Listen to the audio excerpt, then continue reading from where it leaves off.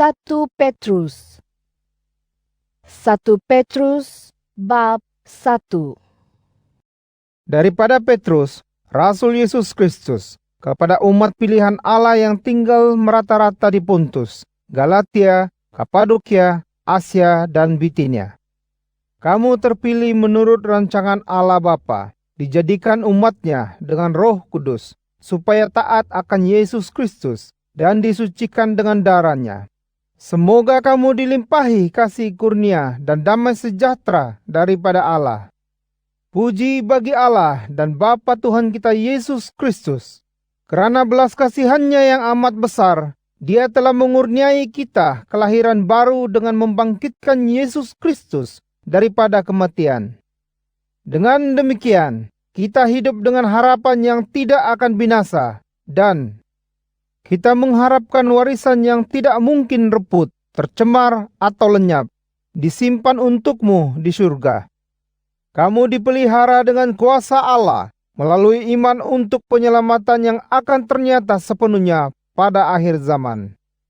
Oleh yang demikian, bersukacitalah, meskipun sekarang untuk seketika mungkin kamu berduka cita karena menghadapi pelbagai cobaan. Segalanya ini untuk menguji imanmu yang lebih berharga daripada emas, karena emas tetap musnah walaupun telah diuji dengan api. Imanmu kelak ternyata tulen dan akan mendapat puji, penghormatan serta kemuliaan apabila Yesus Kristus datang kembali. Kamu mengasihinya walaupun belum pernah melihatnya. Kamu percaya kepadanya tanpa melihatnya. Oleh itu, kamu merasai kebahagiaan yang tidak terkata dan penuh dengan kemuliaan. Karena kamu akan mencapai matlamat imanmu, yaitu penyelamatan jiwamu. Nabi-nabi telah mengkaji penyelamatan ini dan bernubuat tentang kasih kurnia Allah kepadamu. Roh Kristus yang ada pada nabi-nabi bernubuat tentang penderitaan Kristus dan kemuliaannya kelak. Mereka berusaha untuk mengetahui bila dan bagaimana perkara itu akan terjadi. Allah telah menyatakan kepada nabi-nabi bahwa segala yang dilakukan oleh mereka itu bukan untuk mereka, tetapi untuk kita. Sekarang, perkara yang disampaikan oleh nabi-nabi itu telah kamu dengar melalui Injil yang diisytiharkan dengan kuasa Roh Kudus dari surga. Para malaikat juga ingin mengerti perkara itu. Oleh yang demikian, bersedialah dengan akal budimu, berjaga-jaga, dan sandarkanlah harapan kepada kasih kurnia yang akan kamu terima apabila Yesus Kristus menyatakan dirinya kelak. Jadilah anak-anak yang taat akan Allah, dan janganlah hidup mengikut nafsumu seperti dahulu, sebelum kamu mengenalnya. Pastikanlah segala perbuatanmu suci, sebagaimana Tuhan yang memanggilmu itu suci.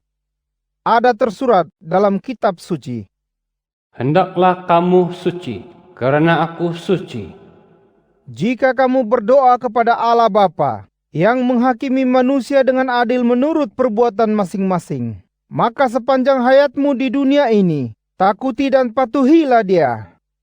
Kamu mengetahui bahwa untuk membebaskanmu daripada hidup sia-sia warisan nenek moyangmu, tebusannya bukanlah sesuatu yang dapat dibinasakan seperti perak atau emas, tetapi darah Kristus yang amat berharga, darah anak domba yang tiada cacat celanya.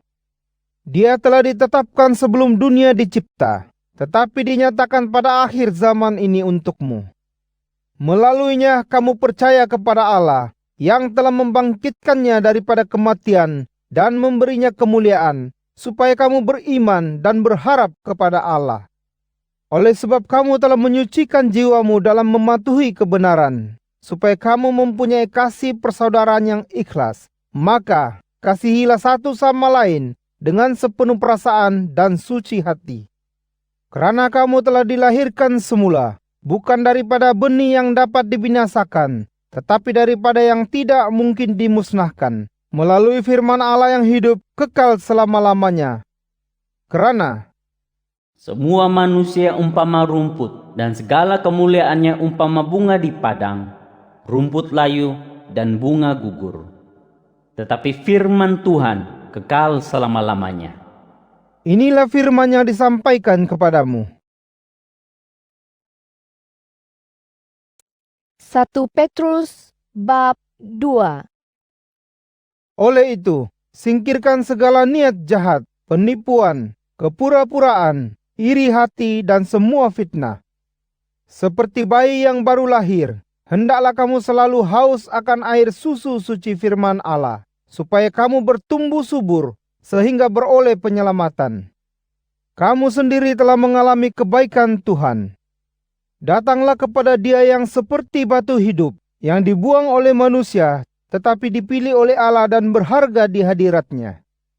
Kamu juga umpama batu hidup, yang digunakan untuk membina rumah rohani bagi para imam yang suci, untuk mempersembahkan korban rohani yang diredai Allah melalui Yesus Kristus. Ada tersurat dalam kitab suci, Lihatlah, kuletakkan di Sion batu asas yang terpilih, berharga, dan sesiapa yang percaya kepadanya tidak akan diaibkan. bagi kamu yang percaya, batu itu berharga, tetapi bagi mereka yang tidak percaya, batu yang dibuang oleh pembina telah menjadi batu penjuru, dan batu tempat orang tersandung, dan batu pejal yang membuat mereka terjatuh. mereka tersandung karena mereka ingkar akan firman Allah yang telah ditetapkan bagi mereka. Tetapi kamu umat terpilih, para imam raja, bangsa suci, umatnya sendiri, yang dipilih untuk mengisytiharkan puji-pujian bagi Dia yang telah memanggilmu daripada kegelapan kepada cahayanya yang gemilang. Dahulu kamu bukan suatu umat, tetapi sekarang kamu umat Allah.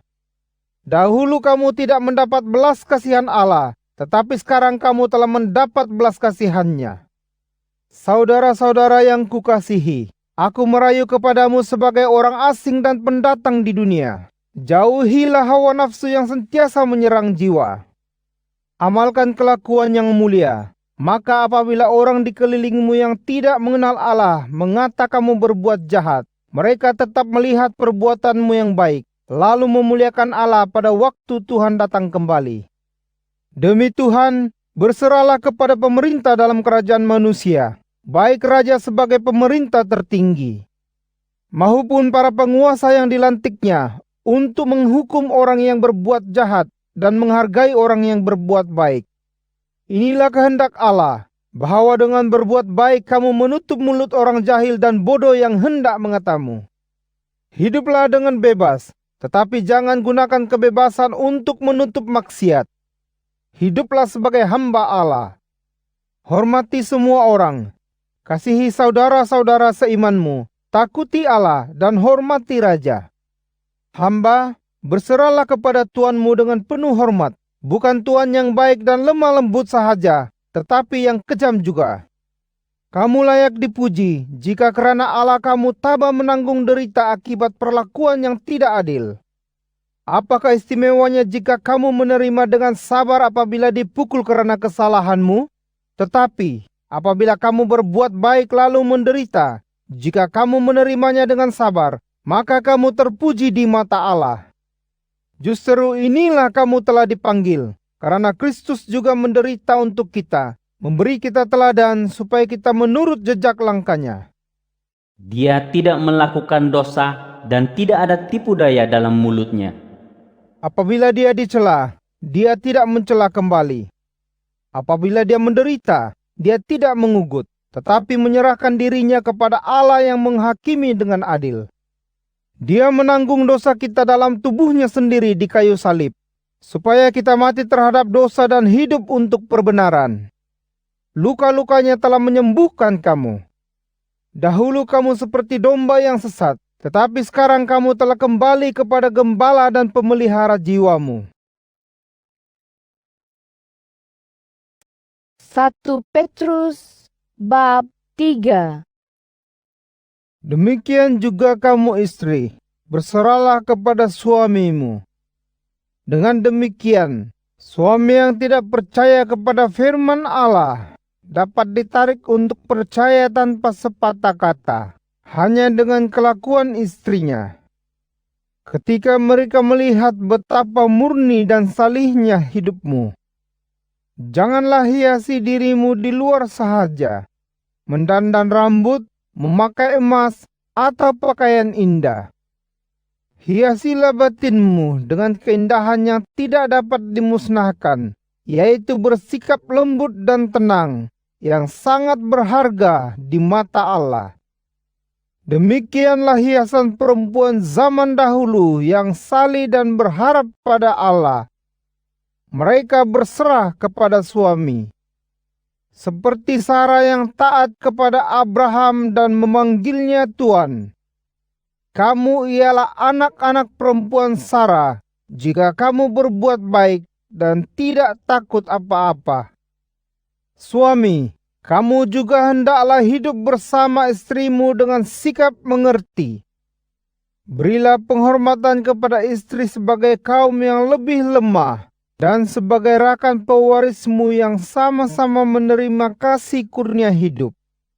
Dengan demikian, doamu kepada Allah tidak akan terhalang.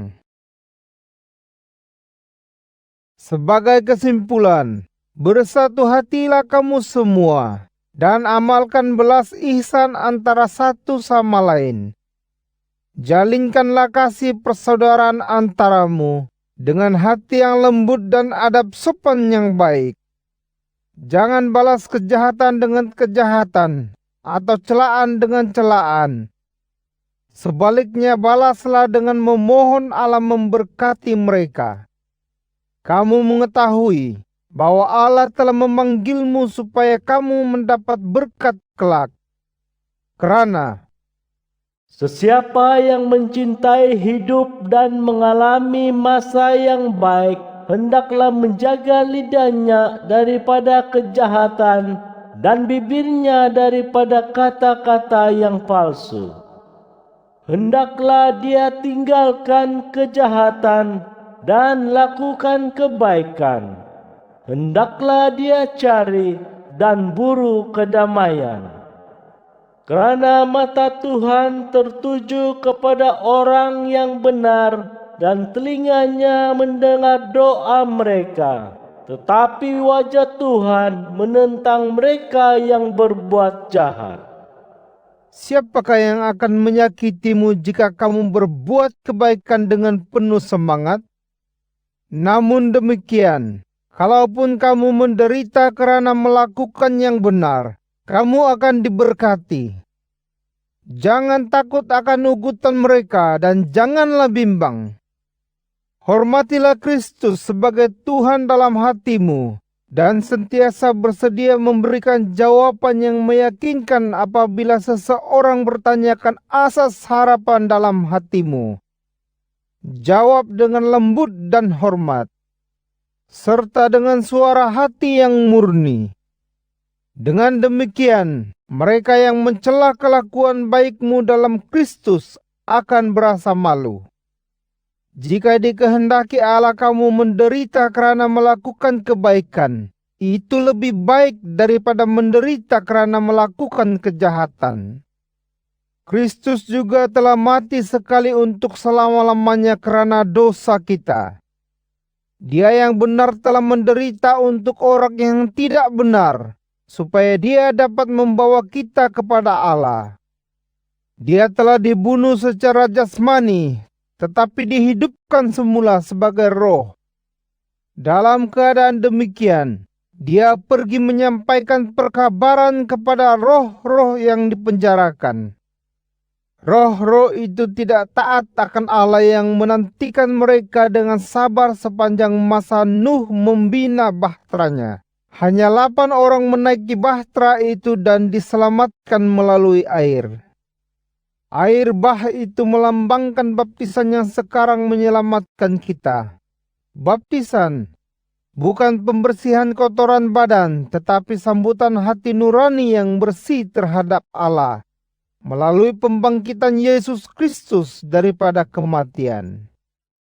Dia telah pergi ke surga dan sekarang berada di kanan Allah.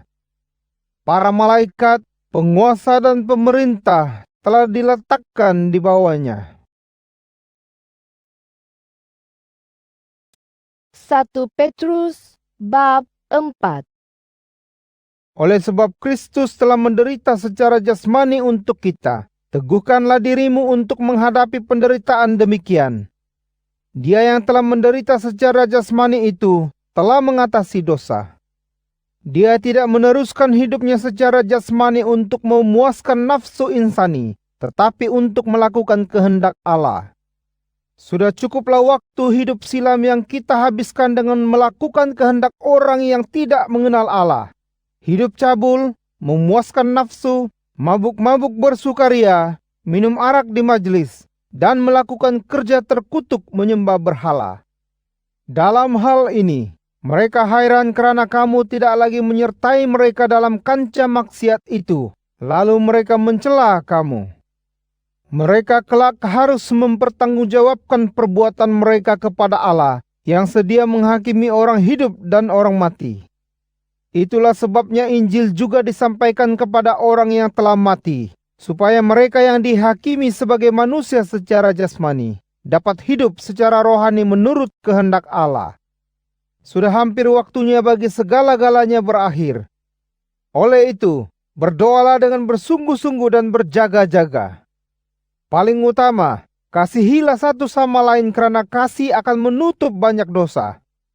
Raikan satu sama lain tanpa bersungut. Setiap orang antaramu telah menerima pelbagai kurnia daripada Allah. Sebagai pengurus yang baik bagi kurnia Allah, gunakanlah kurnia itu untuk kebaikan semua. Jika sesiapa menyampaikan perkabaran, sampaikanlah firman daripada Allah. Jika sesiapa memberi pertolongan, berilah dengan keupayaan yang dibekalkan oleh Allah. Dengan demikian, dalam semua hal, Allah akan dimuliakan melalui Yesus Kristus yang memiliki kemuliaan dan kekuasaan selama-lamanya. Amin. Saudara-saudara yang kukasihi, janganlah hairan bahwa kamu diuji dengan penderitaan yang berat. Jangan anggap perkara itu luar biasa. Sebaliknya, bergembiralah bahwa kamu turut mengalami penderitaan Kristus. Dengan demikian, apabila kemuliaannya ternyata, kamu juga dapat berasa sukacita yang tidak terhingga. Sekiranya kamu dicela karena menjadi pengikut dan mengambil nama Kristus, diberkatilah kamu karena roh yang mulia yaitu roh Allah ada bersamamu. Namun demikian, janganlah seorang pun antara kamu menderita karena kesalahan membunuh, mencuri, berbuat jahat, atau mencampuri hal orang. Tetapi jika sesiapa menderita sebagai seorang Kristian, janganlah berasa malu, malah muliakanlah Allah karenanya. Sudah tiba masanya penghakiman dimulai, dan pertama-tama dihakimi ialah umat Allah sendiri. Jika penghakiman itu dimulai dengan kita, bagaimanakah kesudahannya orang yang tidak mentaati Injil daripada Allah? Dan jika orang benar pun sukar diselamatkan, apa jadinya orang yang ingkar dan yang berdosa? Oleh itu, mereka yang menderita menurut kehendak Allah hendaklah berbuat baik sambil berserah kepada Allah, Pencipta yang setia. 1 Petrus bab 5. Kepada tua-tua jemaah dalam kalanganmu, kutujukan pesanan ini. Aku, sebagai seorang tua-tua juga, yang telah menyaksikan penderitaan Kristus dan yang akan turut dimuliakan apabila kemuliaannya ternyata, menyerumu. Jagalah jemaah Allah sekitarmu seperti gembala menjaga kawanan domba. Awasi mereka, bukan secara terpaksa, tetapi dengan rela. Bukan untuk mendapat keuntungan yang tidak wajar, tetapi dengan sepenuh hati. Bukan sebagai tuan bagi mereka yang diamanahkan kepadamu, tetapi sebagai teladan untuk mereka. Apabila Gembala Agung datang kelak, kamu akan menerima mahkota kemuliaan yang kekal. Demikian juga kamu orang muda, tunduklah kepada orang tua yang memimpinmu. Ya, kamu semua hendaklah saling menghormati dan merendah diri, kerana Allah menentang orang yang angkuh, tetapi memberikan anugerah kepada orang yang rendah hati. oleh itu, Rendahkan dirimu di bawah kuasa Allah, supaya kamu ditinggikannya pada waktu yang telah ditetapkan. Serahkan segala kerunsinganmu kepada Allah, karena Dia mengambil berat tentangmu. Kawallah dirimu dan berwaspadalah, karena musuhmu iblis merayau seperti singa yang mengaum mencari mangsa. Lawanlah iblis dengan iman yang teguh. Kamu tahu bahwa penderitaan yang sama sedang ditanggung oleh saudara-saudara seimanmu serata dunia. Tetapi setelah kamu menderita beberapa waktu, Allah, sumber segala kasih kurnia, yang telah memanggil kamu dalam Kristus untuk turut menikmati kemuliaan-Nya yang kekal, akan menyempurnakan, menegakkan, mengukuhkan, dan menenteramkan kamu. Bagi Allah segala kemuliaan dan kekuasaan selama-lamanya. Amin. Aku menulis surat ringkas ini kepadamu dengan pertolongan Silwanus, yang kuanggap saudara kita yang setia. Tujuanku ialah menasihatimu dan memberi ringkasan kesaksianku, bahwa inilah kasih kurnia sejati daripada Allah untukmu. Berdiri teguhlah di dalamnya. Jemaah di Babel, yang sepertimu juga dipilih Allah, berkirim salam kepadamu. Begitu juga anakku Markus. Bersalamanlah dengan ciuman kasih sayang. Selamat sejahtera kepada kamu semua yang ada dalam Kristus.